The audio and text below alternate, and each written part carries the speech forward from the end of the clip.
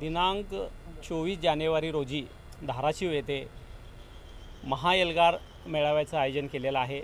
या मेळाव्याला प्रमुख मार्गदर्शक म्हणून ॲडव्होकेट श्रद्धेय बाळासाहेब आंबेडकर, ओबीसीचे नेते छगन भुजबळ साहेब, प्रकाश अण्णा शेंडगे, टी.पी. मुंडे साहेब, तसेच महादेव जानकर साहेब, गोपीचंद पडळकर साहेब यांच्या व्यतिरिक्त लक्ष्मणराव जाधव साहेब, कल्याणराव दळे साहेब, एकूण 20 नेते जवळपास ओबीसी समाज घटकातील हा धाराशिवमध्ये महाएल्गार मेळाव्यास उपस्थित राहणार आहेत। 24 जानेवारी रोजी धाराशिव येथे मेळावा घेण्यात येणार आहे।